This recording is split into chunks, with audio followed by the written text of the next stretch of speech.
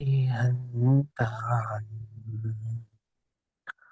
नमो सिद्धाणं नमो वायरियाणम्।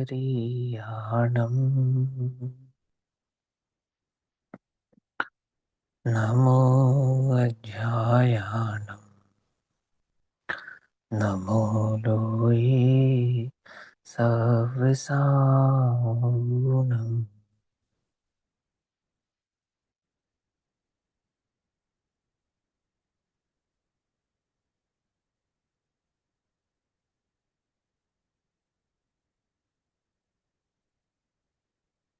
मङ्गलं भगवान् वीरो मङ्गलं गौतमो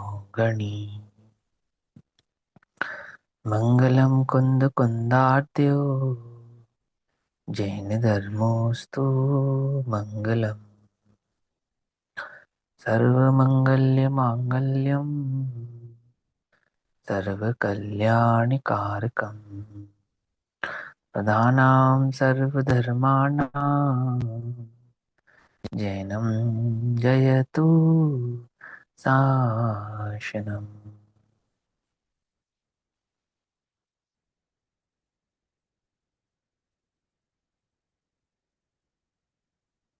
सर्वव्यापेकचेद्रूप स्वरूपाय परात्मने स्वोपलब्धिप्रसिद्धाय ज्ञानानन्दात्मने नमः।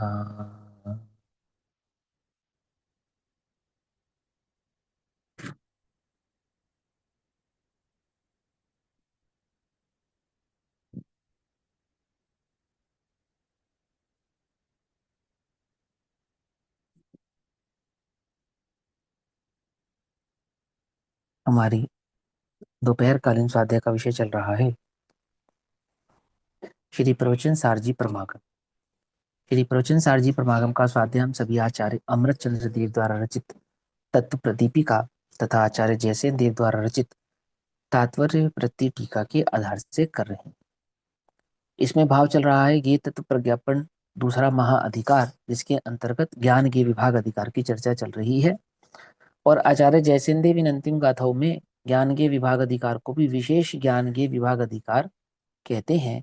इस विशेष ज्ञान के विभाग अधिकार में अशुभोपयोग की चर्चा चलती है, जिसमें गाथा नंबर 158 है। उपयोग का स्वरूप चल रहा है कि उपयोग किसको कहना। उपयोग जीव का लक्षण है। जीव का लक्षण होने के कारण वह जीव जहाँ अपने उपयोग को तन्मय करता है उसमें ही होता है, और वहां देव शास्त्र गुरु की भक्ति और जीवों की करुणा में उपयोगों का तन्मय होना सो शुभोपयोग है। और अब अशुभोपयोग किसको कहना, उसका स्वरूप यहाँ पर कहते हैं। पेज नंबर 426, गाथा नंबर 158। अब शुभोपयोग का स्वरूप कहते हैं। विषय कसाओ गाढ़ो दुस्सूदि दुचित्त दुठगो चिजदो उग्गो उम्मग परो ओगो जसो असुहु को श्रुति और अरु को विचार को संगति विषय कषायों में जो लीन वह शुभ उपयोग कहलाता उन मार्गों में सदा प्रवीण। यहाँ शुभ उपयोग किसको कहते हैं। कुश्रुति। सबसे पहले तो कुश्रुत के ले लिया। कुश्रुत माने मिथ्या ज्ञान। मिथ्या ज्ञान को प्रचारित करने वाला, जो मिथ्यात्व को गाढ़ा करने वाला जो उपदेश है, शास्त्र है, भी कथाएं हैं, है ना, वो सब कुश्रुति में आता है। देखो, प्रचनसार जी की शैली में ये बात तो हमें भली प्रकार से समझ में आनी ही चाहिए कि मिथ्या दृष्टि जीव के शुभोपयोग नहीं माना गया, है ना, और सम्यक दृष्टि जीव को अशुभोपयोग नहीं माना गया। तो अशुभोपयोग नहीं माना गया, दैट मीन्स अशुभोपयोग नहीं है, ऐसा नहीं है, है ना। ये थोड़ा सा भाव उसको समझना। जैसे समय सार जी में सम्यक दृष्टि को सदैव निर्बंध कहा, है ना। सम्यक दृष्टि जीव को सदैव निर्बंध है, ऐसा कहा। तथापि जब टीका की तो टीका में आचार्य अमरचंद्र देव ने ये विशेष क्षण से समझाया कि ऐसा नहीं है कि प्रत्याख्यान अप्रत्याख्यान और संचलन संबंधी उसको बंध नहीं है। तथापि वो बंध संसार का कारण नहीं है, अनंत संसार का कारण नहीं है। संसार का कारण तो है, अनंत संसार का कारण नहीं है, इसलिए उसे बंद नहीं है ऐसा कहते हैं। ऐसी प्रवचन सार की शैली में सम्यक दृष्टि जीव को अशुभ उपयोग नहीं है और अशुभ उपयोग सिर्फ मिथ्या दृष्टि जीव को है, ये बात कहते हैं। तो किस अपेक्षा से कहते हैं? कि इस अपेक्षा से कहते हैं कि वास्तव में जो अशुभ प्रकृतियां हैं, आत्म संबंधी जो अशुभ प्रकृतियां हैं, जो आत्मा के अनुजीवी गुणों का घात करती हैं, वे अनंतानुबंधी संबंधी ही हैं। 41 प्रकृतियां है ना, अनंतानुबंधी संबंधी जो 41 प्रकृतियां हैं वो मिथ्या दृष्टि जीव को ही होती हैं, सम्यक दृष्टि जीव को वे नहीं होती। और जब चौथे गुण स्थान में कोई सम्यक दृष्टि जीव होता है तो आत्मा के अनुजीवी गुणों का घात करने वाली जो बंध विच्छुत्ति होती है 41 प्रकृतियों में, है ना, उसमें जितनी पाप प्रकृतियां जैसे नरक आदि गति का आश्रय होना, तिर्यंच आदि गतियों का आश्रय होना, मनुष्य में भी कुभोग भूमियों का आश्रय होना, स्त्री पर्याय का आश्रय होना, ये सब वहां रुक जाता है, उसको होता ही नहीं। आई बस समझ में? ऐसा नहीं है कि उसको क्रोधमान मायालोभ कषाय नहीं होती, ऐसा नहीं है। ऐसा होने पर भी सम्यक दृष्टि को वो पाप प्रकृतियों का आश्रय नहीं होता, आत्मा के अनुजीवी गुणों का घात करने वाली प्रकृतियों का आश्रय नहीं होता, है ना। अब विचार करने वाली बात है, थोड़ा सा विचार करो कि 41 प्रकृतियों का जो आश्रय नहीं होता, रोका गया उसको, है ना। वो 41 प्रकृतियों का आश्रय है तो दर्शन मोहिनी के अभाव रूप, है तो दर्शन मोहिनी के अभाव रूप, ऐसा होने पर भी उस प्रकृतियों के जो भेद हैं वो सारे अघाती कर्म रूप हैं। जैसे नाम कर्म की प्रकृति है तिरंज गति में ना जाना, स्त्री पर्याय का ना मिलना, या नरक गति में ना जाना, कुभोग भूमि में ना जाना। अब ये जो प्रकृतियों का जो उनको आश्रय नहीं हो रहा है, अथवा संस्थान अमुक प्रकार का ना मिलना, अमुक प्रकार की देह ना मिलना, सहनन में अमुक प्रकार के सहननों का ना मिलना, तो ये सब तो नाम कर्म की प्रकृतियां हैं। बात समझ में आ रही नहीं आ रही है? और ये नाम कर्म की प्रकृति घाती है या अघाती है? आघाती। अघाती है। आघाती है। प्रकृति है अघाती, जिनका आश्रय रुक रहा है, लेकिन कारण कौन है? दर्शन मोहिनी का अभाव। कुछ बात समझ में नहीं? दर्शन मोहिनी है घाती प्रकृति, है ना। जबकि दर्शन मोहिनी रूपी घाती प्रकृति के सद्भाव में भी मिथ्या दृष्टि जीव को अघाती प्रकृतियों में पाप और पुण्य दोनों का आश्रय होता है, तो भी उस पुण्य का आश्रय नहीं होता। किस पुण्य का आश्रय? या यूं कहो उस पाप का आश्रय नहीं रुकता जिस पाप का आश्रय उस सम्यदृष्टि जीव को रुक जाता है। कुछ बात समझ में आ रही है? कंफ्यूजन तो नहीं हुई? दर्शन मोहिनी प्रकृति है घाती प्रकृति, है ना। और उसके अभाव से जो बंध विच्छुत्ति रुकी 41 प्रकृतियों की, वो कितनी ही प्रकृतियां हैं अघाती प्रकृतियां, ज्यादातर तो नामकर्म की ही है, मैक्सिमम प्रकृतियां तो उसमें नामकर्म की ही है ना। एक दो प्रकृति समझ लो आत्मा के अनुजीवी गुणों में क्षेप समाधि भावों का भेद पड़ता है, बाकी तो सारी सारी अघाती प्रकृतियां ही हैं। तो घाती यहाँ पे भी, प्रकृतियों में भी अशुभ वाली प्रकृतियां रुक जाएगी बंदे, है ना। हाँ अघाती में भी अशुभ, अशुभ की बात कर रहे हैं, हम शुभ की बात ही नहीं कर रहे, है ना। तो अशुभ की ही बात चल रही है। तो क्या समझाना चाहते हैं यहाँ पर? उस अपेक्षा से देखा जाए तो सम्यक दृष्टि जीव को अशुभ का आश्रम नहीं होता है। ऐसा होने पर भी क्या उसको अशुभ का आश्रम नहीं होता है? ये होता है। लेकिन लोक में जिसको अशुभ माना गया है, ऐसे अशुभ का आश्रम नहीं होता है।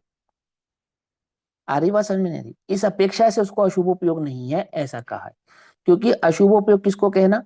जिसमें अशुभ का आश्रय हो, और अशुभ का आश्रय हो अर्थात नरक का बंध हो, त्रियंच का बंध हो, भोग भूमि आदि में जीव जावे आदि आदि, ये शुभ आश्रम कहलाएगा। स्त्री पर्याय आदि का बंध हो तो अशुभ आश्रम कहलाएगा, और सम्यक दृष्टि को होता नहीं। भाई देखो मेरे को पाप का बंध हो रहा है, तो क्या होगा? पाप के बंध में क्या मिलेगा मुझे? कि मैं दरिद्र होऊंगा, है ना, कुरूप देह मिलेगी, अथवा मैं तिरंज गति में चला जाऊंगा, अथवा मैं नरक गति में चला जाऊंगा। यही है ना फल, पाप कर्म के उदय के यही फल कहे जाएंगे, नहीं कहे जाएंगे? अब ये सारे आश्रम सम्यक दृष्टि को हो ही नहीं रहे हैं। बोलो, नरक का आश्रय हो ही नहीं रहा है, तिरंज का आश्रय हो ही नहीं रहा है, स्त्री पर्याय का आश्रय हो ही नहीं रहा है ना, अथवा शरीर के कुरूप आदि होने का आश्रय हो ही नहीं रहा है।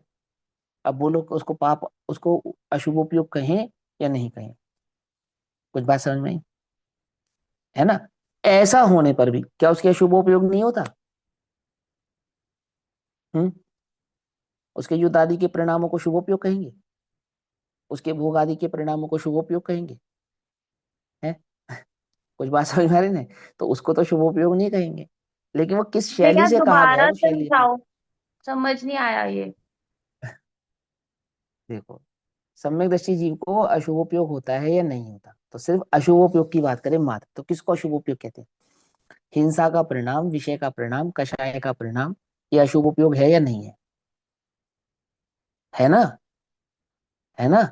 अच्छा, तो अशुभोपयोग, अब ये जो परिणाम है हिंसा का, विषय का, कषाय का जो परिणाम है, क्या ये परिणाम सम्यक दृष्टि जीवों को नहीं होते? होते हैं। युद्ध के परिणाम होते हैं, कषाय के परिणाम होते हैं, विषय आदि के परिणाम होते हैं। होते हैं ना? होते हैं। तो जो पाप आश्रव है या अशुभोपयोग है, वो अशुभोपयोग होने पर पाप आश्रव होना चाहिए ना, या नहीं होना चाहिए? पाप आश्रव होना चाहिए कि हाँ। और पाप आश्रव होने पर पाप का बंध होना चाहिए। होना चाहिए, नहीं होना चाहिए? तो पाप के बंध में सम्यक दृष्टि जीव को कौन कौन से पाप का बंध हो रहा है? नरक में जाएगा वो? नरक का आश्रय हो रहा है? नहीं हो रहा। त्रिंज का आश्रय हो रहा है? नहीं हो रहा। स्त्री पर्याय का आश्रय हो रहा है? नहीं हो रहा। नपुंसक पर्याय का आश्रय हो रहा है? नहीं हो रहा। कुदेह का आश्रय हो रहा है? कुदेह, कुदेह देह उसको खराब मिले, है ऐसा भी आश्रय नहीं हो रहा। कुभोग भूमि का आश्रय हो रहा है? तो कुभोग भूमि का भी नहीं, गजब हो गया। उपयोग अशुभ हो रहा है। और पाप आश्रम में कौन से पाप का आश्रय हो रहा है उसको, ये तो समझाओ हमें। कुछ बात समझ में आ रही नहीं आ रही है? पकड़ में आती है बात, नहीं पकड़ में आती है? क्योंकि सम्यक दर्शन होने के कारण जिन 41 प्रकृतियों का बंध उसे रुका है, उसमें लगभग सारी प्रकृतियों तो नामकरण प्रकृति की है ना? शरीर संबंधी है, संयोग संबंधी है ना? उदय आदि के आधार से गति संबंधी है। उनका तो सबका आश्रय भी नहीं हो रहा।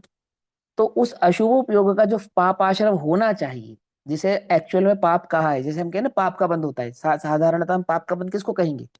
व्यतिरेक गति में जाना, नरक गति में जाना, अथवा सुंदर आदि शरीर का ना मिलना, अथवा क्या नाम है, दरिद्र हो जाना, ये सब पाप आश्रय कहा जाएगा, पाप का फल का उदय कहा जाएगा, और ये सारा उसको हो नहीं रहा। तो ऐसे में उस सम्यक दृष्टि के उपयोग को हम अशुभ कहें या नहीं कहें? कि वो वर्तमान प्रवृत्ति की अपेक्षा से अशुभ होता हुआ भी बंदे की अपेक्षा से देखने पर अशुभ नहीं है। आ रही बात समझ में? नहीं आ रही? लेकिन इसका मतलब ये तो नहीं कि हम उस उपयोग को अशुभ नहीं कहेंगे जो युद्ध का परिणाम हो, जो कषाय का परिणाम हो, जो विषय का परिणाम हो। आप उसे शुभोपयोग तो नहीं कह सकते ना कि वो शुभोपयोग है। बोलो, ऐसा थोड़ी कह सकते मैं 5 इंद्रिय के विषय भोग रहा हूँ, सम्यक दृष्टि हूँ, और ये शुभोपयोग है, ऐसा तो नहीं कह सकते आप। कहलाएगा तो वो अशुभोपयोगी। आ रही बात समझ में नहीं आ रही? तो किस अपेक्षा से उसको अशुभोपयोग नहीं है कहा जाता है, और वास्तव में वो अशुभोपयोग है या नहीं? तो यहाँ आचार्य देव समझाते हैं कि मिथ्या दृष्टि जीव को अशुभोपयोग होता है, और सम्यक दृष्टि जीव को अशुभोपयोग नहीं होता है। तो मिथ्या दृष्टि जीव को अशुभोपयोग होता है, तो अशुभोपयोग का पहले तो लक्षण समझाने कि किसे अशुभोपयोग कहना। तो सबसे पहला जो कारण है ना, कुश्रुति, ये मूलतः तो मिथ्यात्व का ही कारण है। खोटे शास्त्र, खोटी मान्यता, है ना, खोटी बुद्धि, खोटा उपयोग, विपरीत परिणाम, ये सब कुश्रुत है। शरीर और आत्मा को एक मानना ये कुश्रुत है। माने कुमति कुश्रुत ज्ञान होता है ना, मतिश्रुत ज्ञान। तो ये जो कुश्रुत ज्ञान है, कुश्रुत ज्ञान की अपेक्षा से इसको कुश्रुति कह रहे हैं। और कुश्रुत ज्ञान किसको कहते हैं? कुश्रुत ज्ञान किसको कहते हैं? कि मिथ्यात्व के साथ वर्तने वाला जो मतिश्रुत ज्ञान है, वो कुमतिश्रुत कहलाता है ना? पकड़ में ही बात नहीं? कर पकड़ में? कुविचार, कुसंगति, और विषय कषायों में जो लीनता है। अब सम्यक दृष्टि विषय कषायों में लीन है या नहीं है? है। तो अब वो लीन का मतलब क्या है? आसक्त होना। कैसा आसक्त होना? एकत्व भाव की आसक्ति होना। पकड़ में ही बात? वो सम्यक दृष्टि जीव को नहीं होती है इस अपेक्षा से। क्या कहा? यहाँ जो अशुभ उपयोग आदि के चार कारण बताए ना, कारण चार: कुश्रुति, कुविचार, कुसंगति, और विषय कषाय की लीनता, है ना? सम्यक दृष्टि को भी साधारणतः कुसंगति नहीं होती है, उसके विचारों में कुविचारपना होता नहीं। अब यहाँ कु का अर्थ समझना। लोक में जिसे कु कहते हैं, और आगम में जिसे कु कहा है। मिथ्या दृष्टि नारकी के अवधि ज्ञान को कुअवधि ज्ञान कहते हैं। अच्छा, और देव के मिथ्या दृष्टि देव के अवधि ज्ञान को क्या कहते हैं? हैं? उसको भी कुअवधि कहते हाँ, उसको भी कोवदी कहते हैं। पकड़ में है या नहीं पकड़ में? है ना। हमारे मति श्रुति ज्ञान को यदि हम मिथ्या दृष्टि है तो क्या कहेंगे? कुमति श्रुति ज्ञान कहेंगे ना। और कुमति श्रुति ज्ञान के साथ वर्तने वाला जो विचार है, कुमति श्रुति ज्ञान के साथ होने वाला जो परिणाम है, तो वह भी कु कहलाएगा। पकड़ में मत। कु माने क्या है? कु माने मिथ्यात्व। कु माने मात्र खोटा नहीं, साधारण खोटा नहीं। कु माने यहाँ मिथ्यात्व है। पकड़ में ही बात। इसलिए यहाँ अशुभ उपयोग की गाथा में मिथ्यात्व की मुख्यता से कथन करके कहते हैं कि वो मिथ्या दृष्टि को ही होता है। अब सम्यक दृष्टि रस्सी को सांप कहे तो क्या है? सुश्रुत। और मिथ्या दृष्टि रस्सी को रस्सी और सांप को सांप कहे तो क्या कहे? कुश्रुत। पकड़ में ही बात। कुश्रुति। पकड़ में है ना। इस अपेक्षा से तो देखो क्या कहते हैं। कुश्रुति अरु कुविचार कुसंगति विषय कषायों में जो लीन, वह अशुभोपयोग कहलाता, उन मार्गों में सदा प्रवीण। उन मार्गों में सदा प्रवीण यानी मिथ्या मार्ग में जो प्रवीण है। मिथ्या मार्ग में अर्थात जो मिथ्या दर्शन के साथ परिणमित है, परिणमित हो रहा है, सो वो कुमार्ग में परिणित है। यस्य उपयोगस्य उसका उपयोग विषय कषाय में अवगाढ़ मग्न है। कुश्रुति कुविचार और कुसंगति में लगा हुआ है ना। तीव्र कषाई है, महातीव्र कषाई है ना। उग्र है तथा उन मार्ग में लगा हुआ है, उसका वह उपयोग अशुभ उपयोग है, ऐसा कहते हैं। उसका माने उस जीव का वह जो उपयोग है वह अशुभ उपयोग कहलाता है। अपना उपयोग अशुभ उपयोग कब कहलाएगा? अब अपना उपयोग इस समय शुभ उपयोग कहलाएगा या अशुभ उपयोग कहलाएगा? है? मिथ्यात्व क्या के साथ कहलाएगा? है तो अशुभ उपयोगी कहलाएगा। हाँ, आ गई समझ में, पकड़ में आ गई बात। लेकिन हम इसको साधारणतः शुभ उपयोग नहीं कहते। साधारणतः तो हम इसको क्या कहेंगे? स्वाध्याय आदि के में लीनता को शुभ उपयोग। लेकिन मिथ्यात की अपेक्षा से देखने पर वर्तमान में यही यही उपयोग में जो श्रुति ज्ञान है, ये क्या कहला रहा है इस समय भी? कुश्रुत ऐसा कहला रहा है ना। कहला रहा है नहीं कहला रहा? और ये कुश्रुत ज्ञान कैसा है कि इस समय शास्त्र पढ़ते समय भी मिथ्यात के कारण हमें नरक का भी आश्रय हो रहा है, हमें तिर्यंच का भी आश्रय हो रहा है, हमें स्त्री आदि पर्यायों का भी आश्रय हो रहा है। और लोक में जो जो खोटी संगतियां, खोटी खोटी पर्याय मानी गई हैं, वो सभी खोटी पर्यायों का जो आश्रय है वो हमें इस वर्तमान में हो रहा है। आठों कर्मों का आश्रय हो रहा है, चारों कषायों का आश्रय हो रहा है। पांच इंद्रिय के विषय कषायों की वृत्ति अभी भी चित्त में जो की त्यों विद्यमान है। क्यों? हम तो कुछ नहीं करे कि सम्यक्त के बिना जीव का ऐसा ही भाव है। पकड़ में ही बात। मिथ्यात्व कैसे घटाएंगे भैया जी? मिथ्यात्व में कैसा घटाएंगे वर्तमान परिणाम, कुश्रित हाँ परिणाम तो को मिथ्यात्व अभी में वर्त कैसे घटाएंगे? आपको सम्यक दर्शन, अपने को सम्यक दर्शन हुआ? अपने को वर्तमान में सम्यक दर्शन है या नहीं? अपने को नहीं मालूम ये बात कि भैया क्या पता हो गया हो है। केवल के ज्ञान में हो कि हमें हो गया है, ऐसा नहीं होता है। अपना सम्यक दर्शन अपने ज्ञान का विषय बनता है, अपने को पता है या नहीं है। तो वर्तमान में जो अपना श्रुत ज्ञान है, ये क्या कहलाएगा? सुश्रुत कहलाएगा या कुश्रुत कहलाएगा? समझे? मिथ्यात्व के साथ वर्तने वाला जो श्रुत ज्ञान है वो कुश्रुत कहलाएगा। सीधी सी बात है। आई ना बात समझ में? उस अपेक्षा से बात चल रही है। अब जैसे तारतम्यता से देखने पर, साधारणतः देखने पर यह उपयोग शुभ उपयोग है। शास्त्र आदि का स्वाध्याय करना, तत्व आदि का निर्णय करना, है ना, आत्मा के कल्याण की भावना करना, देव शास्त्र गुरु का श्रद्धान करना आदि आदि, ये सब क्या है? शुभ उपयोग के लक्षण है। ऐसा होने पर भी जब तक मिथ्यात्व का अभाव नहीं होगा तब तक ये वर्तमान में वर्तने वाला जो ज्ञान है ये कुश्रुत ज्ञान ही कहलाएगा। एक बात। दूसरी बात, भले ही मंद होगा परंतु आठों ही कर्मों का आश्रय होगा। होगा या नहीं होगा? चारों ही कषाय का आश्रय होगा। होगा या नहीं होगा? और लोक में जो जो खोटी गति आदि मानी गई हैं, उन संबंधी समस्त आश्रय वो अभी रुके नहीं है, सब हो रहे। अब शुभोपयोग जैसे शास्त्र स्वाध्याय के काल में मान के चलो स्वर्ग का आश्रय हो रहा है फॉर एग्जाम्पल, गति की अपेक्षा से, तो नरक आदि का आश्रय नहीं हो रहा? बोलो, हो रहा है या नहीं हो रहा है? हो रहा है। रुका नहीं है। बस कितना फर्क है? एक का तीव्र और एक का मंद, इतना अंतर होगा। एक की अपेक्षा से दूसरे में कुछ अधिकता होगी और एक की अपेक्षा में दूसरे में कुछ मंदता होगी, लेकिन रुका नहीं है। तिरंज आदि गति का आश्रय भी वर्तमान में रुका नहीं है। रुका या नहीं रुका, बोलो क्या कहता है कर्णानियोग? चारों ही गति का आश्रय हो रहा है ना। और वो त्रिभाग में जब आयुष बंद होगा तब क्या होगा कि बांधा हुआ जितना भी आश्रव है नाम कर्म की प्रकृति आदि का, वो सारा क्या हो जाएगा, कन्वर्ट हो जाएगा। यदि देवगति बांधूंगा तो देवगति में कन्वर्ट हो जाएगा, नरक करूंगा तो नरक में कन्वर्ट हो जाएगा, मनुष्य बंधेगी तो मनुष्य में कन्वर्ट हो जाएगा, और तिरंज गति बंधेगी तो वो सारा का सारा तिरंज के खाते में चला जाएगा, लेकिन आश्रव होना रुकेगा नहीं। आ रही है बात समझ में? इसमें ये बात में तो कोई कंफ्यूजन नहीं हुई ना, क्लियर हो गई ना बात? शिखा दीदी समझ में आ गई बात? भैया कन्वर्ट है कब होगा? जब कन्वर्ट जब कब होगा? आयुष, जब आयुष बांधते हैं ना हम, आयुष हाँ जी। त्रिभाग में आयुष पर बंधता है जब हमको, तो उसके साथ कन्वर्ट होता है। आयु जब हम बांधेंगे, माने ऐसा कहा जाता है कि 7 प्रकृतियों का तो निरंतर आश्रय होता है, और आयुष कर्म जो होता है वो 7 बार बंधता है ना, 7 बार चांस आते हैं उसके बंधने के। और वो हमेशा मध्यस्थ परिणामों में बनता है, अति मंद परिणामों में नहीं बनता, अति तीव्र परिणामों में भी नहीं बनता। उसका वो त्रिभाग का सिस्टम होता है कि 100 वर्ष की आयु में तीसरा जो भाग होगा, मैंने 99 वर्ष की आयु में, 33 वर्ष की आयु में बंधेगा, तब नहीं बंधेगा तो 66 वर्ष की आयु के बचे हुए 3 हिस्सों में जो तीसरा हिस्सा होगा उसमें बंधेगा, ऐसे कर करके नहीं, वो पूरा एक मैं सिस्टम है। सम्यक तद हम्म, मिथ्यात की अपेक्षा पूछ रही हूँ, कन्वर्जन जो आप बता रहे हैं।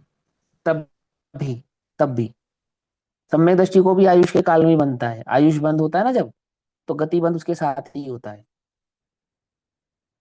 समझे? चाहे सम्यक दृष्टि हो चाहे मिथ्या दृष्टि हो, दोनों को, है ना। लेकिन यहाँ पे तो कुश्रुत किसको कह रहे हैं, कुसंगति आदि का परिणाम किसकी अपेक्षा से कह रहे हैं, अशुभ उपयोग किसकी अपेक्षा से कह रहे हैं, तो वो बोले मिथ्या दृष्टि की अपेक्षा से कह रहे हैं। तो वो मिथ्या दृष्टि की अपेक्षा से ही क्यों कह रहे हैं, तो घटित करके बतला रहे हैं कि इसलिए कह रहे हैं। आई बात समझ में? उसको मिथ्या की अपेक्षा से ही क्यों कहना अशुभ उपयोग को? अशुभ उपयोग सम्यक दृष्टि को नहीं होता क्या? कि होता है, लेकिन उसकी बात नहीं है यहाँ पर। किसकी बात है? मिथ्या दृष्टि की ही बात है, ऐसा। ठीक, तो देखो क्या कहते हैं, विशिष्ट उदय दशा में रहने वाले दर्शन मोहिनीय और चारित्र मोहिनीय रूप पुद्गलों के अनुसार। अब विशिष्ट दशा तो समझ में आ गई ना। अब ये विशिष्ट उदय दशा का एक अर्थ, जैसे पीछे आया था ना विशिष्ट उदय दशा, तो वहां पे विशिष्ट उदय दशा का हमने क्या अर्थ समझा था? ऑप्शन दशा आया था, संगी पंचेंद्रिय। क्षम दशा, ठीक है ना। तो ऐसे ही यहाँ पे भी वही अर्थ समझना, लेकिन क्योंकि यहाँ पे सम्य दर्शन था ना, शुभोपयोग सम्य दृष्टि को माना गया, तारतम्य साथ से देखने पर तो सम्य दृष्टि मिथ्या दृष्टि सभी को माना गया, जैसे यहाँ माना जा रहा है, ऐसे पीछे भी माना गया। लेकिन प्रवचन सार की शैली की अपेक्षा से क्या समझाया था कल, कि वो सम्य दृष्टि की मुख्यता से ही कथन है। ऐसा होने के कारण यहाँ क्षयोपम जो शब्द आया था, जब कल भैया ने एक प्रश्न भी पूछा था, पूज्य गुरुदेव श्री ने उस क्षयोपम दशा को क्षयोपम सम्यक दर्शन ऐसा कहा। पकड़ में ये बात? अब प्रश्न ये उठता है कि क्षयोपम सम्यक दर्शन क्यों कह रहे हैं वो? क्योंकि शुभोपयोग का क्षयोपम सम्यक दर्शन से क्या लेना देना? उपशम सम्यक दर्शन और छायिक सम्यक दर्शन में शुभोपयोग नहीं हो सकता। वरना कोई जीव चौथे पांचवें गुण स्थान में है, छठे गुण स्थान में है, तो चौथे पांचवें छठे गुण स्थान में क्या मात्र क्षयोपम सम्यक दृष्टि जीव को ही शुभोपयोग होगा? औपशमिक सम्यक दृष्टि और छायक सम्यक दृष्टि को शुभोपयोग नहीं होगा? देवशास गुरु की भक्ति का परिणाम नहीं होगा? बोलो, जीवों की करुणा का परिणाम नहीं होगा? बोलो, होगा या नहीं होगा? होगा ना। तो गुरुदेव ने उसको क्षयोपम सम्यक दर्शन क्यों कहा? ये एक प्रश्न है, विचार करने योग्य प्रश्न है या नहीं? हाँ हाँ। अब क्षयोपम सम्यक दर्शन क्यों कहा, इसके ऊपर और ज्यादा विशेष ज्ञानियों से भी विश्लेषण लेना चाहिए। मैं तो अपना तर्क बतला रहा हूँ कि जो मेरा तर्क कहता है। वास्तव में वो क्षयोपम सम्यक दर्शन उस क्षयोपम सम्यक दर्शन की बात नहीं है जिस क्षयोपम सम्यक दर्शन को हम साधारणतः क्षयोपम सम्यक दर्शन की अपेक्षा से समझते हैं। तो फिर दूसरा क्षयोपम सम्यक दर्शन कौन सा होता है? अगर वो क्षयोपम सम्यक दर्शन नहीं है तो दूसरा क्षयोपम सम्यक दर्शन कौन सा होता है? देखो, थोड़ा सा ध्यान से समझना, ये बात उसको बहुत अच्छे से समझ में आएगी जिसको उपशम क्षयोपम और छायिक सम्यक दर्शन का विषय क्लियर होगा। जिनको उपशम क्षयोपम और छायिक सम्यक दर्शन का विषय क्लियर नहीं है, हो सकता है उन्हें बात थोड़ी कम समझ में आए, ऐसा हो सकता है, लेकिन उसको बहुत अच्छे से समझ में आएगी जिसको उपशम, क्षयोपशम और छायक सम्यक दर्शन का विषय क्लियर होगा। ठीक, तो एक होता है क्षयोपशम सम्यक दर्शन। अब वो जो क्षयोपशम सम्यक दर्शन है उसकी अपेक्षा से यहां बात नहीं है। ऐसा होने पर भी पूज्य गुरुदेव श्री उसको क्षयोपशम सम्यक दर्शन की अपेक्षा से कहते हैं। तो क्या अंतर है? क्योंकि इससे तो ये समझ में आता है कि जो क्षयोपशम सम्यक दृष्टि होगा उसको तो शुभोपयोग होगा, और जो छायिक आदि सम्यक दृष्टि होंगे या औपशमिक सम्यक दर्शन की अवस्था होगी सो उसको शुभोपयोग नहीं होगा, ऐसा लगता है। ऐसा पढ़ के ऐसा लगता है ना। सीधा सीधा सा सवाल है, सवाल समझ में आ गया सभी के या नहीं समझ में आया? आ गया। हाँ।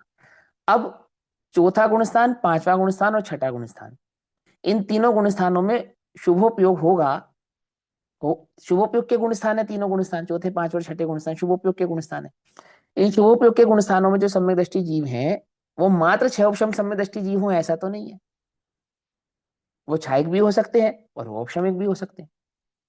अब औपशमिक सम्यक दर्शन की अवस्था तो ऐसी कि वो अंतर्मुहूर्त मात्र का है, और अंतर्मुहूर्त मात्र का होने के कारण वो क्षयोपशम सम्यक दर्शन नियम से या तो मिथ्या दर्शन में कन्वर्ट होगा या तो क्षयोपशम सम्यक दर्शन में कन्वर्ट हो जाएगा, नियम है उसका सीधा सीधा। पकड़ में ही बात। सो उसमें भी 99% तो चांस उसके क्षयोपशम सम्यक दर्शन में कन्वर्ट होने के हैं, 1% चांस उसके मिथ्यात्व में कन्वर्ट होने के हैं। ये बात समझ में आती है नहीं समझ में आती? ये बात भी समझ में आती है ना। अब आगे चलते हैं। यहाँ जो विशिष्ट क्षयोपशम दशा कही शुभोपयोग की गाथा में 157 नंबर की गाथा की टीका में, और वो टीका में भी पूज्य गुरुदेव श्री के प्रवचन के अनुसार उसकी बात कर रहे हैं हम, है ना। वहां जो क्षयोपशम सम्यक दर्शन की बात कही, बेसिकली वहां पूज्य गुरुदेव श्री ये कहना चाहते हैं क्षयोपशम दशा, क्षयोपशम भाव के 18 भेद होते हैं। क्षयोपशम नामक भाव होता है ना, भाव क्षयोपशम भाव, उसके 18 भेद होते हैं। सम्यक के भेद भी उसमें कन्वर्ट होते हैं और सम्यक मिथ्यात के भेद भी उसके अंदर आते हैं, टोटल 18 भेद। तो जो मिथ्यात संबंधी क्षयोपशम भाव है उस सबको तो साइड कर दो। क्यों साइड कर दें? क्योंकि मिथ्या दृष्टि को शुभोपयोग माना नहीं, इसलिए मिथ्या संबंधी जितना भी क्षयोपशम भाव है उसको साइड कर दो। अब क्या बचा? अब सम्यक संबंधी क्षयोपशम भाव बचा, और गाथा है उपयोग की। गाथा किसकी है? उपयोग की। तो वर्तने वाला जो ज्ञानोपयोग है उस ज्ञानोपयोग के साथ वो जो वर्तमान में चौथे गुणस्थान, पांचवें गुणस्थान और छठे गुणस्थान में जो उपयोग होगा वो क्षयोपशम उपयोग कहलाएगा सम्यक दर्शन के साथ। ज्ञान का क्योंकि दो ही भेद होते हैं ज्ञान के, या तो क्षयोपशम या तो छायिक। ज्ञान के दो ही भेद होते हैं ना, या तो क्षयोपशम या तो छायिक। चौथा गुणस्थान, पांचवा गुणस्थान, छठा गुणस्थान क्षयोपशम ज्ञान का गुणस्थान है, छायिक ज्ञान का गुणस्थान नहीं है। छायिक ज्ञान का गुणस्थान 13वां गुणस्थान है। पकड़ मारी बात नहीं पकड़ मारी? अब वो जो वर्तने वाला ज्ञानोपयोग है, वर्तने वाला ज्ञानोपयोग कौन सा? वर्तमान में उस ज्ञानोपयोग का नाम है क्षयोपशम ज्ञानोपयोग। और उस क्षयोपशम ज्ञानोपयोग के साथ वर्तने वाला जो सम्यक है, चाहे कोई सा भी है, समझना, चाहे उपशम है चाहे क्षयोपशम है चाहे छायिक है, क्या कहलाएगा? क्षयोपशम सम्यक दर्शन कहलाएगा। पकड़ में ही बात नहीं पकड़ में? क्या क्षमिक कहेगा? है ना, समझना ध्यान से। वो वाला क्षयोपशम सम्यक दर्शन नहीं, जो क्षयोपशम सम्यक दर्शन का स्वरूप है वो ज्ञान क्षयोपशम है, और उस ज्ञान के साथ वर्तने वाला जो चारित्र है और उस ज्ञान के साथ वर्तने वाला जो श्रद्धान है वो सब क्या कहला रहे हैं? उपयोग के कारण सब क्षयोपशम कहला रहे हैं। वहां चारित्र भी क्षयोपशम कहला रहा है। पकड़ मारी बात नहीं पकड़ मारी? है ना, क्योंकि वो गुणस्थान ही शुभोपयोग का गुणस्थान है, चौथा पांचवा और छठा गुणस्थान। तो चौथे पांचवे छठे गुणस्थान का चारित्र क्या कहलाता है? प्रमत्त चारित्र कहलाता है। प्रमत्त प्रमत्त प्रमत्त चारित्र कहलाता है। और वो प्रमत्त चारित्र किस, वो जो चारित्र में जो भेद है क्षयोपशम का भेद, चारित्र के भी दो भेद होते हैं, चारित्र में भी भेद होता है ना, प्रमत्त मैंने क्षयोपशम चारित्र और छायिक चारित्र। पकड़ में ही बात नहीं पकड़ में? एकमात्र सम्यक दर्शन ही ऐसी अवस्था है जिसमें तीन भेद है, उपशम भी है, क्षयोपशम भी और छायिक भी है। ना तो ज्ञान में उपशम का भेद है, ना चारित्र में उपशम का भेद है। चारित्र में और ज्ञान में दो ही भेद हैं, कौन कौन से? या तो होगा क्षयोपशम और या तो होगा छायिक। तो पांचवें गुण स्थान में, चौथे गुण स्थान में, छठे गुण स्थान में जो सम्यक दृष्टि जीव है उसका ज्ञान क्या है? क्षयोपशम। और उसकी स्थिरता, वर्तमान स्थिरता चारित्र कैसी है? क्षयोपशम। और ज्ञान और स्थिरता यानी चारित्र के साथ वर्तने वाला जो सम्यक दर्शन है, उसका क्या नाम हो गया? क्षय उपशम। पकड़ में बात नहीं? पकड़ में, वो वाला क्षय उपशम नहीं, उल्टा नहीं पकड़ना। अब वो छायक सम्यक दृष्टि भी होगा तो भी उसके शुभोपयोग होगा, और उपयोग कहलाएगा क्षय उपशम। उपयोग क्या कहलाएगा? क्षय उपशम। और उस क्षय उपशम के साथ वर्तने वाला सम्यक दर्शन भी कदाचित क्या किसमें गर्भित हो गया? क्षय उपशम में। अब ये मेरा तर्क है, गलत भी हो सकता है, समझना ध्यान से, है ना, इस पर मोहर नहीं लगाना। लेकिन इस युति से बैठे तो बात समझ में आती है, और अन्य युति से बैठाएंगे तो बात समझ में नहीं आती। नहीं तो क्योंकि छायक सम्यक दृष्टि को शुभोपयोग नहीं होता ये बात घटित होती नहीं है, या औपशमिक सम्यक दृष्टि को शुभोपयोग नहीं होता ये बात घटित होती नहीं है। पकड़ में ही बात नहीं? पकड़ में क्लियर हो गई? अब ऐसे ही यहाँ अशुभोपयोग की गाथा पे आओ। अब अशुभोपयोग की गाथा में भी क्या बोला उन्होंने? विशिष्ट उस उदय दशा में रहने वाले। अब ये विशिष्ट उदय दशा कौन सी है? क्योंकि ये तो मिथ्यात्व की अपेक्षा से, और मिथ्यात्व में तो उपशम मिथ्यात्व और क्षयोपशम मिथ्यात्व और छायक मिथ्यात्व तो भेद नहीं होता। तो यहाँ क्षयोपशम मिथ्या दृष्टि की अपेक्षा से तो चर्चा नहीं चल रही। कुछ बात समझ में आ रही है नहीं आ रही है? अगर वो चर्चा क्षयोपशम सम्यक दृष्टि की है, क्योंकि वहां पे विशिष्ट क्षयोपशम दशा का अर्थ क्षयोपशम सदृश है, तो यहाँ क्षयोपशम का अर्थ क्या निकालेंगे हम? तर्क समझ में आया? नहीं तर्क समझ में आया? ये सर के ऊपर से चला गया है? आ गया ना? हाँ। तो वहां वहां यहाँ यहाँ विशिष्ट उदय दशा में रहने वाले का कहने का तात्पर्य यही है कि वो जो वर्तमान में क्षयोपशम दशा वाला जीव है। कैसी क्षयोपशम दशा वाला जीव? संघी पंचेंद्रिय क्षयोपशम दशा वाला जो जीव है, ठीक, उस जीव की मुख्यता से उसको होने वाला जो दर्शन मोहिनी और चारित्र मोहिनी का उदय है, दोनों का उदय कहलाएगा ना। उदय तो दोनों का ही कहलाएगा। हो भले ही दर्शन चारित्र मोहिनी भी दर्शन मोहिनी रूप होकर ही उस मिथ्या दृष्टि के उदय में आती है। ऐसा होने पर भी सत्ता तो किसकी कहलाएगी? चारों कषाय की कहलाएगी। और चारों कषाय की उस सत्ता का नाम क्या कहलाता है? दर्शन मोहिनी और चारित्र मोहिनी, है ना? समझ में ही बात नहीं? समझ में? तो क्या कहते हैं? विशिष्ट उदय दशा में रहने वाले दर्शन मोहिनी और चारित्र मोहिनी रूप पुद्गलों के अनुसार। पुद्गलों के अनुसार मतलब, क्योंकि कोई भी जीव मिथ्या दृष्टि है, ये बात हम कैसे समझेंगे कि ये जीव मिथ्या दृष्टि है? कि वहां दर्शन मोहिनी और चारित्र मोहिनी का उदय चाहिए। दर्शन मोहिनी और चारित्र मोहिनी के उदय के आधार से ही किसी जीव को क्या कहा जाता है? मिथ्या दृष्टि कहा जाता है। और दर्शन मोहिनी और चारित्र मोहिनी के अनुदय की अपेक्षा से ही किसी जीव को क्या कहा जाए? सम्यक दृष्टि कहा जाता है। सीधी सी बात है ना, यही नियम है ना, किसी जीव के सम्यक दर्शन और मिथ्या दर्शन को पहचानने का जो नियम है वो यही नियम है। तो यहाँ कहते हैं विशिष्ट उदय दशा में रहने वाले दर्शन मोहिनी और चारित्र मोहिनी रूप पुद्गलों के अनुसार परिणति में लगा होने से, परिणति में लगा होने से माने वर्तमान में जो उपयोग की प्रवृत्ति है वो उस रूप परिणमित होने के कारण होने से, अशुभ उपराग को ग्रहण करने से, अशुभ उपराग को ग्रहण करने से अर्थात उपयोग का अशुभमय हो जाने से, अर्थात अशुभ भाव से संयुक्त हो, उपराग राग से संयुक्त होने के कारण। कौन से राग से होने के कारण? कि उस राग के दो भेद थे, एक शुभ राग और एक अशुभ राग।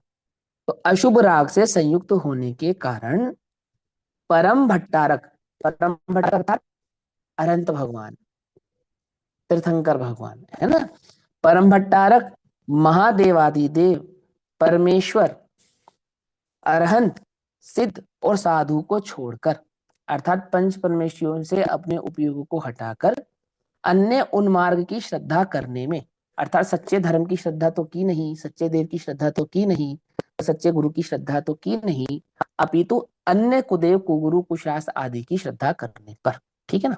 देखो एक बात समझाता हूं। कुदेव किसे कहते हैं? कुगुरु किसे कहते हैं?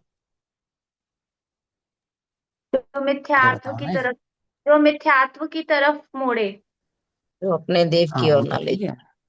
हमने जो सुदेव नहीं है लोक में, उनको सुदेव कहते हैं, कुगुरु उनको कहते हैं। अब सिंपल सी एक बात समझना, अब जैसे हमने कुदेव कहा और कुगुरु कहा, तो आपके ज्ञान में कुछ चित्र बन गए होंगे, कुदेव संबंधी कुगुरु संबंधी, क्योंकि आपने कुदेव और कुगुरु की जो भी परिभाषाएं पढ़ी वो आपके ज्ञान में फिट है, कुशास्त्र संबंधी। अब थोड़ा सा समझो, मान के चलो मैं किसी धर्म को नहीं मानता, लेकिन विज्ञान को मानता हूँ ये सच्चा है, तो क्या कहलाएगा ये? समझे समझ में? वो भी वो कुदेव है। वैज्ञानिक, हाँ, कुगुरु है वो। पकड़ में बात नहीं पकड़ में? गृहीत कुगुरु का मिथ्यात्व श्रद्धान है। है। हाँ, वो भी कुगुरु का श्रद्धान कहलाएगा। वहां पे कुगुरु, मात्र कुगुरु वो नहीं है कि अमुक प्रकार के वस्त्र, अमुक प्रकार की जटाएं, अमुक प्रकार का स्वरूप, अमुक प्रकार के हाथ पैर का आदि आदि आदि का संयोग। लोक में मैं आत्मा के या सुख के साधनों में जिसको भी अपना आइडल बनाता हूँ, सुख के साधन में, जीवन के साधन में, जीवत्व के साधन में, जिसको भी मैंने अपना आइडल बनाया है, मैंने मान के चलो मैंने एक वैज्ञानिक को अपना आइडल बनाया है, तो क्या है वो कुगुरु बना है। अगर मेरे श्रद्धान में सच्चे देवशास गुरु का श्रद्धान निहित नहीं है, अब लोक में मेरी कोई मान्यता कहलाए, चाहे वो धर्म संबंधी हो चाहे वो अधर्म संबंधी हो। जगत में कोई धर्म एग्जिस्ट ही नहीं करता, इंसानियत से बड़ा कोई धर्म नहीं है। धर्म तो मानवता का नाम है, और मानवता किसका नाम है? कि खुद भी खाओ पियो और दूसरों को भी खाने पीने दो, खूब कमाओ, कमाने दो, पांच इंद्रिय के विषय खुद भोगो, अन्य को भी भोगने दो। ये जो मान्यता है, क्या है ये मान्यता? है। और इस मान्यता को, हाँ, इस मान्यता को प्रमोट करने वाले जिनको मैं अपना आइडल मानूंगा, क्या कहलाऊंगा, क्या कहलाएंगे वो मेरे लिए? कुगुरु ही कहलाएंगे। पकड़ में ही बात नहीं पकड़ में? सारे जगत को दुख का कारण क्या दिखता है? कि पांच इंद्रिय के विषयों की प्राप्ति ना होना, ये दुख है। सारे जगत को दिखता है, दिखता है नहीं दिखता है ना? और मुनिराज के पास जाओ, उन्हें दुख का कारण क्या दिखता है? कोई प्यास से मर रहा हो, मुनिराज के कमंडल में पानी हो, तो मुनिराज को वो दुखी किस चीज से दिखेगा? पानी से दुखी है इसलिए, मिथ्यात्व से दुखी है इसलिए? किसके कारण दुखी दिखाई देगा? मिथ्यात्व से दुखी है वो। मिथ्यात्व से दुखी है वो, ये दिखेगा उन्हें। कुछ बात समझ में आई? सुगुरु कौन है? सुगुरु वो है जगत में जो तेरे अज्ञान, तेरे मिथ्यात्व को ही तेरे दुख का कारण जानता हो, और इसके सिवा अगर उसने किसी अन्य को कारण को तेरे दुख का कारण माना, तेरे किसी एक विषय, तेरे किसी एक कषाय, तेरे किसी एक द्रव्य कर्म, नो कर्म या भाव कर्म की अपेक्षा से, कौन से भाव कर्म की? वो वाले भाव कर्म नहीं, ये जो नो कर्म संबंधी भाव कर्म है, को तेरे दुख का कारण माना, तो कौन नहीं है वो सुगुरु नहीं है। बात समझ में आई? अच्छा, दुखी हो, चलो मैं तुम्हें पैसा कमाने का उपाय बतलाता है। अच्छा, तुम्हारा विवाह नहीं हो रहा, तो चलो मैं तुम्हारा विवाह करने का कोई संयोग बनाता हूँ। कौन है वो? सुगुरु है कुगुरु है? कुगुरु है कुछ सब, समझ में कुगुरु। आ कुगुरु है। क्यों? क्योंकि सारा जगत भी उसी को सुख का कारण मानता है, और हम उसकी शरण में गए, सो उसने भी हमारे दुख के कारण को वही माना, कि मुझे अच्छी स्त्री नहीं मिली, या अच्छा पुत्र नहीं मिला, या अच्छे संयोग नहीं मिले, या मुझे धनादि की प्राप्ति नहीं हुई, अर्थात जो पांच इंद्रिय के विषयों की मुझे प्राप्ति नहीं हुई, और वो प्राप्ति के साधनों में मेरा निमित्त बने। अष्टपहूड़ में तो खूब जम के आचार्य अमरचंद्र देव, आचार्य कुंद कुंद देव ने उस पर टीका तो की नहीं, आचार्य अमरचंद्र देव ने, आचार्य कुंद कुंद देव ने स्पष्ट बिल्कुल एकदम कहा है। कौन है वो? सब कुगुरु है। क्यों है वो कुगुरु? क्योंकि वो तेरे दर्शन मोह और चारित्र मोह की पुष्टि करते हैं, इसलिए। पकड़ में ही बात? तो देखो यहाँ क्या कहते हैं, कि उन साधुओं को, मैंने परम महादेवादिदेव भट्टारक परमेश्वर अरहंत सिद्ध और साधु को छोड़कर अन्य उन्मार्ग की श्रद्धा करने में। अब वो अन्य उन्मार्ग क्या है? सुखी होने के मार्ग दो मार्ग हैं, एक रत्नात्रय का मार्ग और एक संसार मार्ग। जे त्रिभुवन में जीवनंत, सुख चाहे दुखते भयवंत। तो सुखी होने के लिए ही इस लोक में यह जीव प्रवृत्ति करता है। जो भी प्रवृत्ति करता है किसके लिए करता है? सुखी होने के लिए करता है। और सुखी होने की प्रवृत्ति में जो उन्मार्ग में लगा है, सुखी होने की किस उपाय में लगा है? उन्मार्ग में लगा है। किस में नहीं लगा है? सन्मार्ग में नहीं लगा है। सन्मार्ग किसका नाम है? रत्नात्रय का मार्ग, सो सन्मार्ग है। ये तो मिथ्या दृष्टि की बात है, भूखे पेट भजन ना हो गोपाला। सम्यक दृष्टि से पूछो, क्या कहते हैं वो? क्या कहते हैं? कुछ बात समझ में नहीं? सोचो, विचार कर देखो, किसी मुनिराज ने या किसी आचार्य ने ये पंक्ति लिखी होती कि भूखे पेट भजन ना हो गोपाला ये तेरी, ये जरा कमंडल और ये तेरी पीछी। विचार कर कर देखो, कल्पना कर सकते हो या नहीं कर सकते हो? है, हम कितने एकदम कितने मिठास से कहते हैं, पता है? वो जिस मुनिराज पर एक कोड़ी मिले तो वो 2 कोड़ी का, और जिस गृहस्थ पर एक कोड़ी भी ना मिले तो वो 2 कोड़ी का। अब कितनी अच्छी लगती है बात अपने को, लगती है ना? सही बात है ना? है कि गृहस्थ की शोभा भी कोड़ी से है, कोड़ी से है। अरे गृहस्थ की शोभा भी सम्यक दर्शन से है, समझे? मुनिराजों की शोभा तो अपरिग्रह भाव से है ही, अपरिग्रह प्रवृत्ति से है ही, अपरिग्रह वृत्ति से है ही। वह सम्यक दृष्टि गृहस्थ, गृहस्थ की शोभा भी यदि वास्तव में किसी से है तो उस सम्यक दर्शन से ही है, कोड़ी काड़ी से नहीं है। आई बात समझ में या नहीं समझ में? पंचम गुण स्थान वर्ती त्रियंच क्या कहलाएंगे? मुनि कहलाएंगे या गृहस्थ कहलाएंगे? गृहस्थ। गृहस्थ। हाँ फिर गृहस्थ कहलाएंगे नहीं कहलाएंगे? तुम्हें क्या लगता है बस मनुष्य जाति के जीव गृहस्थ कहलाएंगे बस, है ना? है ना? चौथे गुण स्थान वर्ती नारकी क्या कहलाएंगे? है, गृहस्थ नहीं कहलाएंगे? ये कैसी बात करते हो भैया? गृहस्थ तो उसको कहते हैं कि गृहस्थी हो, है। और गृहस्थी किसे कहते हैं? कि कुछ परिग्रह हो, स्त्री हो, बच्चे हो, सो गृहस्थ है। तो यानी वो नारकी क्या है फिर? गृहस्थी नहीं है तो क्या है? मुनि है? क्या है फिर वो? तुम्हें पता ही नहीं है गृहस्थी किसे कहते हैं? है, ये तो लोक में रूढ़ है कि वो कुछ तुम्हारे पास कुछ परिग्रह हो, स्त्री पुत्र मकान दुकान जायदाद हो, है ना, कपड़ा लत्ता पैसा की कोई व्यवस्था हो, तुम करते हो तो तुम गृहस्थ कहलाते। अरे गृहस्थपना कषाय का नाम है। भैया श्रावक कहेंगे ना उसको। हम तो गृहस्थ की बात कर रहे हैं ना, तभी तो हमने श्रावक नहीं कहा ना। श्रावक तो पंचम गुण स्थान वाले को ही कहेंगे बस, तारतम्य से चौथे वाले को भी कहेंगे। अच्छा, पहले गुण स्थान वाले को नहीं कहेंगे गृहस्थ? श्रावक नहीं कहेंगे उसको, समझो बात ध्यान से। यहाँ कोड़ी की बात चल रही है कि जिसके पास एक कोड़ी नहीं, ऐसा वो गृहस्थ, 2 कोड़ी का नहीं, ऐसा। समझा ध्यान से? तो वो गृहस्थ कोड़ी से शोभनीय नहीं होता है। मैं क्या कहना चाहता हूँ, मैं, मेरी बात समझ में आ रही है? लोक में ये कहावत हमें कितनी अच्छी लगती है, ये कहावत अच्छी नहीं लगती? जो प्राप्त है सो पर्याप्त है। क्यों लगती है, नहीं लगती है? हम्म, जो प्राप्त है सो पर्याप्त है। सही है बात या नहीं है? इसे तो प्राप्त पर्याय की तन्मयता कहते हैं। कहते नहीं कहते हैं? पकड़ में आ रही बात, नहीं पकड़ में आ रही है? माने वो रंच मात्र भी, वो जो 5 इंद्रिय के विषय कषाय का पक्ष है, क्या है वो अशुभोपयोग है। अशुभोपयोग किसको कहना? वो जो चैतन्य संबंधी परिणाम है या देवशास्त्र गुरु संबंधी परिणाम है, अंतर में करुणा संबंधी परिणाम है, मात्र वो शुभोपयोग है। उसके सिवा और कोई शुभोपयोग नहीं है, और कुछ नहीं है। वो गृहस्थ की शोभा धन से नहीं है। ये तो जिनको दान लेना ना, धन इकट्ठा करना है, वो कहते हैं ऐसी बात। तो गृहस्थ की शोभा किससे है?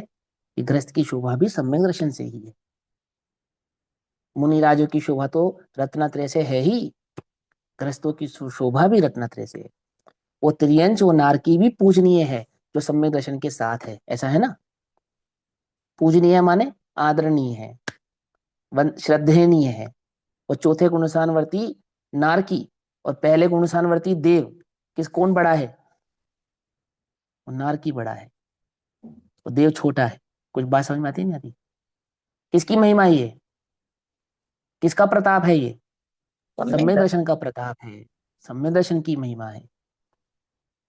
आती है, बस समझ में नहीं आती है? वो त्रियंच जो चौथे पांचवें गुण स्थान वाला है, वो मनुष्य जो पहले गुण स्थान वाला है, 100 करोड़ रुपया खर्च करके जिन मंदिर बनवाता हो, सुनो ध्यान से।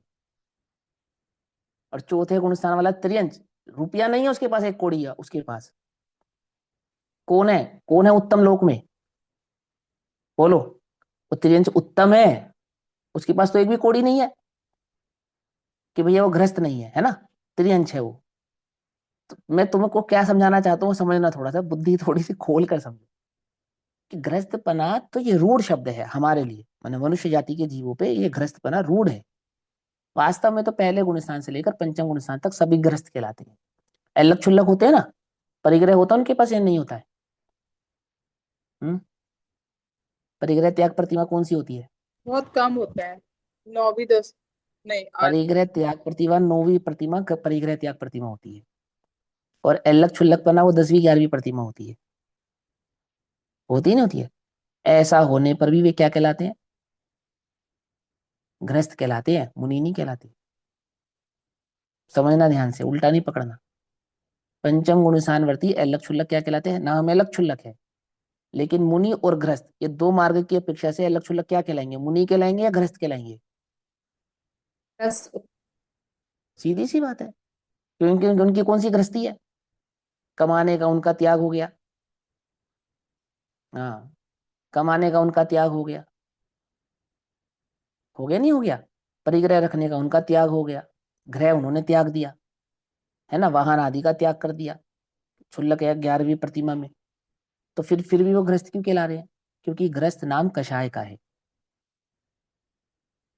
क्योंकि गृहस्थ नाम किसका है?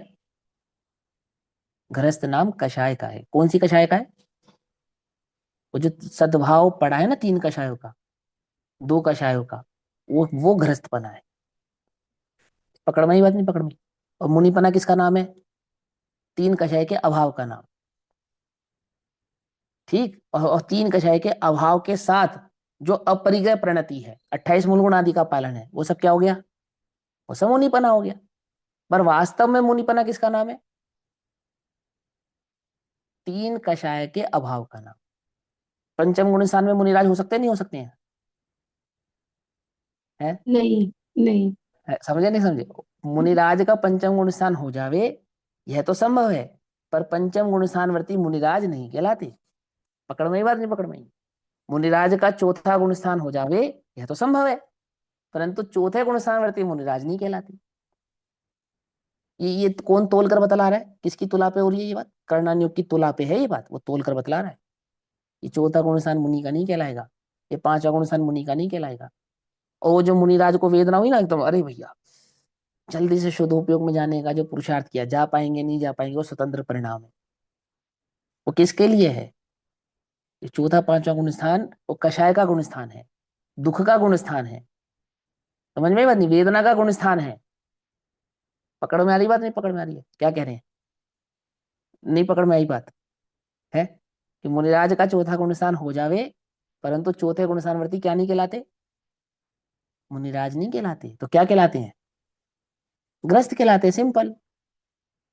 पकड़ में ही है ऐसा। तो देखो यहाँ क्या कहते हैं कि महादेवादिदेव परमेश्वर अनंत सिद्ध और साधु को छोड़कर अन्य उन्मार्ग की श्रद्धा करने में। अब वो उन्मार्ग समझेंगे ना, सुखी होने का मार्ग क्या है? कि जिसने रत्नत्रय का मार्ग सुखी होने का मार्ग है यह तो स्वीकार नहीं किया, और अन्य किसी भी मार्ग को सुख का कारण माना है। जैसा अभी भैया ने लिखा ना, पढ़ा होगा आपने, कि जो कौड़ी में सुख माने वो 2 कौड़ी का। कौड़ी माने पर द्रव्य में सुख माने, पर द्रव्य की प्राप्ति में सुख माने, उस मार्ग में जो लगा है, तो वो कौन है? वो उन्मार्गी है। उन्मार्गी की श्रद्धा करने में तथा विषय कषाय कुश्रवण कुविचार कुसंग और उग्रता, उग्रता माने तीव्र कषाय का आचरण करने में। उग्रता में तीव्र तीव्र कषाय कौन कौन सी? 4 प्रकार के नंदुपति। ध्यान होते हैं ना, 4 प्रकार के ध्यान होते हैं ना। तो 4 प्रकार के ध्यानों में जो 2 प्रकार के ध्यान होते हैं, कौन कौन से शुरुआत के? आर्त और रौद्र। तो तीव्र रौद्र ध्यान और तीव्र आर्त ध्यान, वो दोनों उग्रता कहलाती है। तीव्र रौद्र ध्यान भी उग्रता कहलाती है। रौद्र ध्यान की तीव्रता माने परिग्रहानंदी रौद्र ध्यान। पकड़ में बात? कषायानंदी रौद्र ध्यान, विषयानंदी रौद्र ध्यान, जो विषयों में अति आनंद आता है, जो परिग्रह में अति आनंद आता है, जो कषायों में पाप में अति आनंद आता है। आनंद किसी का बुरा नहीं कर रहा, लेकिन अपने परिग्रह में बहुत आनंदित हो रहा है। क्या है वो? उग्रता का परिणाम है। बहुत मजा आ रहा है उसको, बढ़िया लंबी गाड़ी, बढ़िया खूब इनकम, मोटी ताजी कमाई है, और खूब अच्छा परिग्रह है, खूब अच्छी व्यवस्था है लोक में, और उसका मजा आ रहा है, आनंद आ रहा है। हमारे मान कषाय की पूर्ति और हमें आनंद आए तो क्या कहलाएगा? रौद्र ध्यान कहलाएगा। समझे? अपनी मान कषाय का में आनंद आ रहा है। क्या आनंद आ रहा है?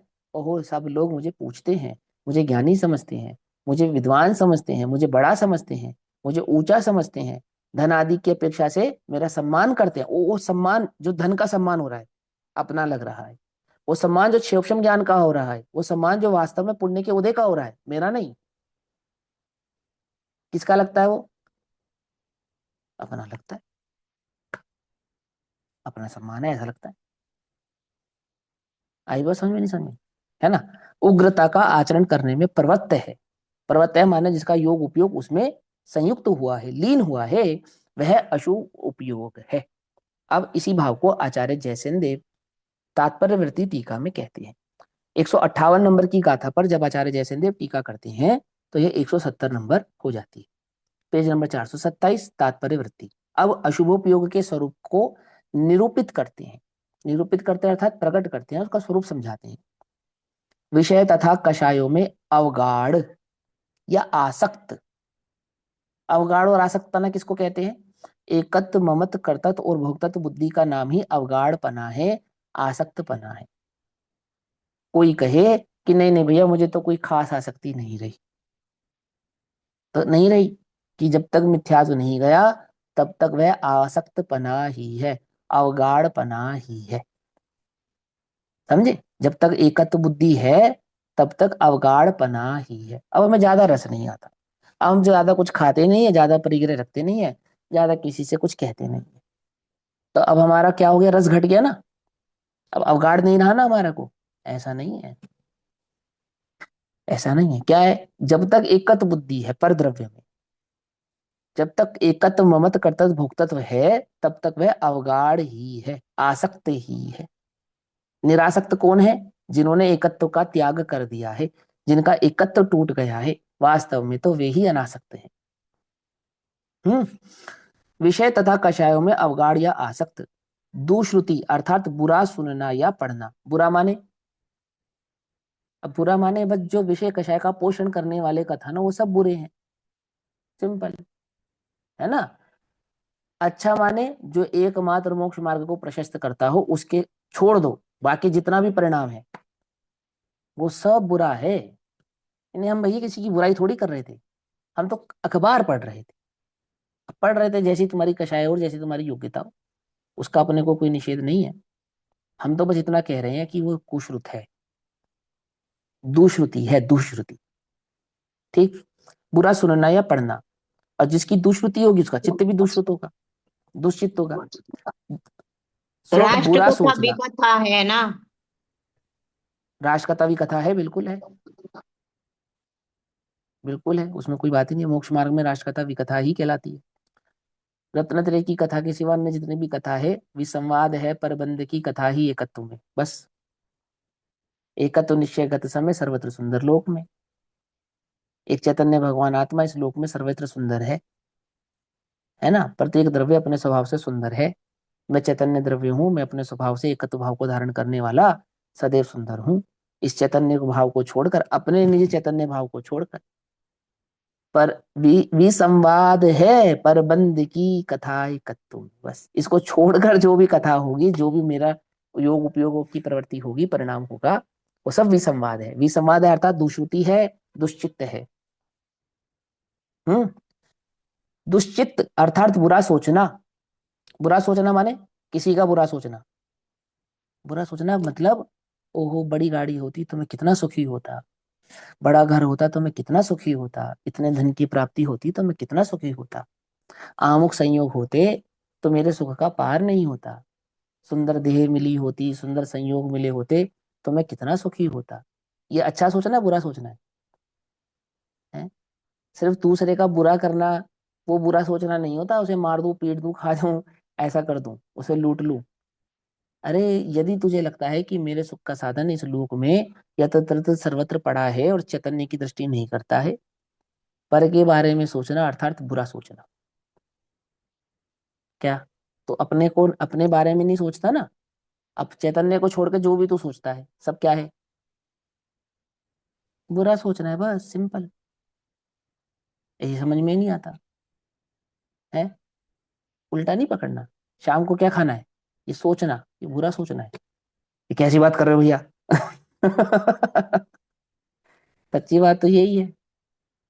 अब कैसे समझाएं कि वो बुरा सोचना है? लगता नहीं ना, वो तो अपने को साधारण लगता है, तीव्र की अपेक्षा से मंद लगता है।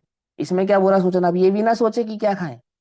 आहा, अन्न खाए आत्मा की दृष्टि ना करे, अनहारी भगवान आत्मा की दृष्टि ना करे, आहार से सुखी होना माने, ये बुरा सोचना ही है। तो कैसे समझाएं ना? बात समझ में आए जीव को तो बात है। योग्यता अनुसार, भूमिका अनुसार वो परिणाम आता है, लेकिन वो आने वाले परिणाम में एकत्व नहीं है, ममत्व नहीं है, कर्तव्य नहीं है, भोक्तत्व नहीं है। ऐसी उस सम्यक दृष्टि की कोई कोई अलौकिक ही दशा है। किसने कहा ये? आचार्य अमरचंद्र देव ने बताई ये बात। कोई अलौकिक ही दशा है, कोई अलौकिक ही वृत्ति है, कोई अलौकिक ही परिणति है। और मुनिराज हो, ओहो, तो कहना ही क्या, वह तो साक्षात धर्म ही है। ऐसा क्या कहा? वह तो साक्षात धर्म ही है। ऐसी महान बात है वो। तो क्या कहते हैं? बुरा सुनना पड़ना, दुश्चित अर्थात बुरा सोचना, दुष्ट गोष्ठी अर्थात बुरी संगति सहित होना। अब बुरी संगति किसको कहते हैं? कि बुरे लोगों की संगति को बुरी संगति कहते हैं। इतना तो तुमने जाना, सो शाबाश। परंतु परिग्रह की संगति भी बुरी संगति है। मालूम, आचार्य देव ने लिखी ये बात। वो मेरे आमुक आमुक परिग्रह का संग बना रहे, तो क्या है वो कुसंग है। बोले क्यों? क्योंकि कभी कभी तो परिणाम के अनुसार परिग्रह की प्राप्ति करने का विकल्प आता है, और कभी परिग्रह के अनुसार परिणाम हो जाता है। क्या कहा? आई हुआ समझ में? नहीं समझ में आई? समझ में? अब ब्रह्मशील के 36,000 दोष हैं, जो कितने, 36,000 से ज्यादा, कितने दोष है? 36,000 है, मैं तो 18,000, काउंटिंग, 18,000। 18,000, 18,000, 18,000 हाँ के हाँ, 18,000, हाँ। तो शील के 18,000 दोष में क्या क्या दोष है मालूम? ऐसा वृक्ष जो जिसमें स्त्री की शरीर की आकृति या आभा प्रतीत होती हो, ऐसा वृक्ष। क्या कहा? ऐसा वृक्ष जिसमें स्त्री के शरीर की आकृति या आभा प्रतीत होती हो। मुनिराजों को ऐसे वृक्षों के समीप नहीं जाना चाहिए। ये कैसी बात कर रहे हो? हाँ, काष्ठ की पुतली गुड़िया है, मुनिराजों को उसको छूना नहीं चाहिए, उसके समीप नहीं जाना चाहिए, उसको देखना नहीं चाहिए। कि कैसी बात कर रहे हो? कुछ समझ में आ रही बात? नहीं समझ में आ रही है? क्या कहते हैं संगति? किसे कहते हैं? संगति मात्र जीवों की नहीं है, अथवा विषय कषाय का पोषण करने वाले जितने भी परिग्रह हैं, उनकी संगति सो कुसंगति कहलाती है। मालूम? अब पूरा विस्तार पढ़ोगे ना तो आपको बात समझ में आएगी। थोड़े से समय में थोड़ी बात कह सकते हैं। तो क्या कहते हैं? बुरी संगति सहित होना। अब वो संगति अपने को इतना समझ में आता है कि बुरे लोगों की संगति नहीं करना, परंतु परिग्रह आदि की संगति भी बुरी संगति है। 5 इंद्रिय के विषय कषायों का पोषण करने वाले जो योग संयोग हैं, उनकी संगति सो बुरी संगति ही है। ये मोबाइल की संगति क्या है, हैं? और इसमें इसमें एक परमाणु बम रूपी इंटरनेट, वो संगति क्या है? ये तो खाली खोखा है, बंदूक। इसमें असली गोली तो इंटरनेट है। क्या समझे? है ने? तोप और तोप का गोला। तो गोले के बिना तोप किस काम की है? लोहे का टुकड़ा है वो तो। पकड़ में ही बात नहीं, पकड़ में ही। और उसमें वो जो स्पीड है वो तो बारूद है ही। बढ़िया स्पीड का इंटरनेट मिल जाए फिर तो कहना ही क्या। वो तो जबरदस्त बारूद है, एकदम ऐसा फायर है। सब संगति कुसंगति कहलाती है ये, मालूम? पर ये समझ में नहीं आता है। अपने को लगता है हम दुर्जनों की संगति सो कुसंगति है, जितने परिग्रह की संगति सो कुसंगति है। उग्र अर्थात उन्मार्ग या विपरीत मार्ग में तत्पर, अर्थात ऐसे विषय कषायों में आसक्त होता हुआ उनकी जो गाढ़ी प्रवृत्ति है सो उन्मार्ग है। वो आर्त रौद्र ध्यान की जो तीव्रता है सो है उन्मार्ग है। इस प्रकार 4 विशेषणों सहित उपयोग या परिणाम, उपयोग और परिणाम 2 चीजें हैं क्या? एक ही बात है। ज्ञान की पर्याय में जो परिणाम, जो भाव उत्पन्न हुआ है, उसमें जो एकत्व परिणाम, एकत्व भाव हुआ ना, मेरा परिणाम, मेरा परिणाम, अथवा उस परिणाम में और आत्मा में जो एकत्व भाव धारण हुआ है, तो उपयोग या परिणाम जिस जीव के होते हैं। उपयोग हो या परिणाम हो, उपयोग को संभालना यानी परिणामों को संभालना, और परिणाम को संभालना यानी उपयोग को संभालना, है ना। ठीक, उपयोग या परिणाम जिस जीव के होते हैं वह उपयोग अशुभ कहा जाता है, अथवा अभेद रूप से पुरुष ही अशुभ कहलाता है। कौन से अभेद से? अशुद्ध निश्चय की अपेक्षा से वह चैतन्य भगवान आत्मा ही अशुभ है, ऐसा कहलाता है। उसका विस्तार कहते हैं। विषय कषाय रहित। विषय कषाय रहित कौन है? कि विषय कषाय रहित तो वास्तव में वो सिद्ध भगवान है ना। कषाय रहित, चारों ही प्रकार की कषाय रहित, हर प्रकार के विषय रहित। शुद्ध चैतन्य परिणति, जो चैतन्य का शुद्ध परिणाम है, परिणति है, उसके जो विपरीत है। तो विषय कषाय रहित जो शुद्ध चैतन्य है, तो उसके विपरीत क्या होगा? तो विषय कषाय की परिणति हो जाएगी, है ना। विपरीत विषय कषाय में जो दृढ़ता से परिणमित, अब दृढ़ता से परिणमित माने एकत्व ममत कर्तृत्व और भोक्तृत्व बुद्धि के साथ जो परिणमित हुआ है, अर्थात मिथ्यात्व के साथ जो परिणमित हुआ है, ऐसा। ठीक है ना। मंद हो कषाय लेकिन मिथ्यात्व हो तो भी दृढ़ता ही समझना। अब वो कर्णन योग में तारतम्यता से उसको मंद आदि का भेद कहेंगे, घटने का भेद कहेंगे, आदि आदि कहेंगे, उसका निषेध नहीं है, लेकिन जब तक मिथ्यात्व का अभाव नहीं है तब तक दृढ़ता ही है। ठीक, से परिणमित शुद्धात्म तत्व प्रतिपादक श्रुत सो जिनवाणी ऐसे सुश्रुति है, उससे विपरीत दुश्रुति है। अब जिन वचन से हटकर जो भी तुम्हारी मान्यताएं हैं सो वो सब दुश्रुत कहलाता है, अथवा मिथ्या शास्त्र का सुनना सो दुश्रुति है। निश्चिंत विचार रहित आत्म ध्यान परिणति सो सुचित्त है, अर्थात आत्मा में अपने उपयोग की स्थिति हो जावे, अपना चित्त अपना उपयोग अपने आत्म भाव में ही लीन हो जावे तो ये सुचित्त है। और अपना स्वभाव अपना उपयोग अपने आत्मा में लीन नहीं है तो सारा दुश्चित्त है, ऐसा। उसका नाश करने वाला वो दुश्चित्त है। और अथवा स्व तथा पर के निमित्त से इष्ट काम भोग का चिंता से परिणमित रागादि अपध्यान, अपध्यान माने आर्त और रौद्र ध्यान को ही अपध्यान कहते हैं। पकड़ में बात। दोनों ध्यानों का नाम क्या कहलाता है? अपध्यान कहलाता है।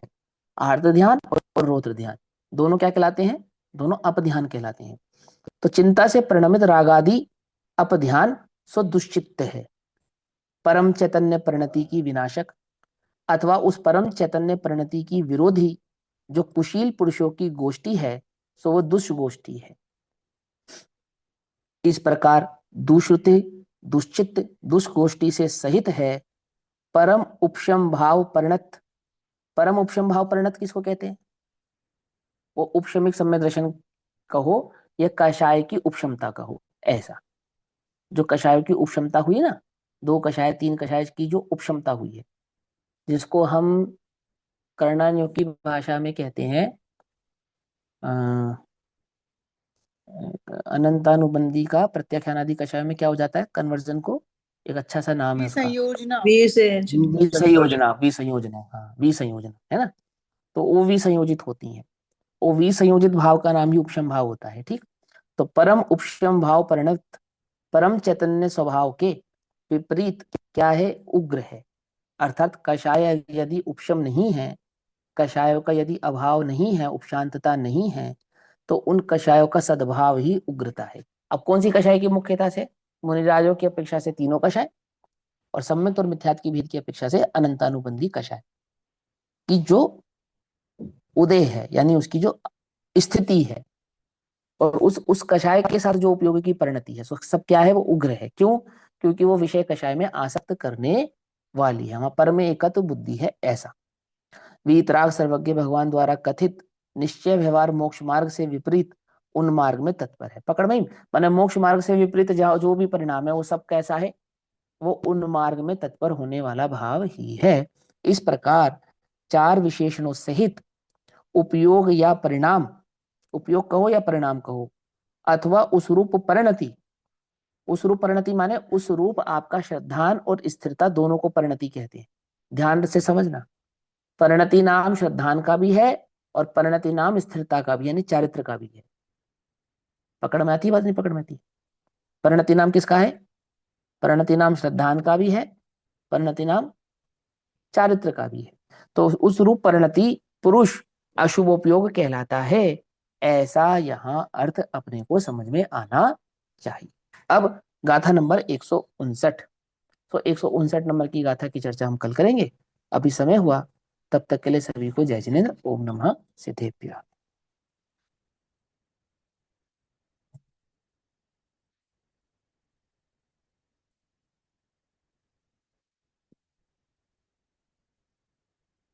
निज निधि निज में बताई यह अनंत उपकार, उसके लिए जिनवाणी माँ को वंदना शत बार।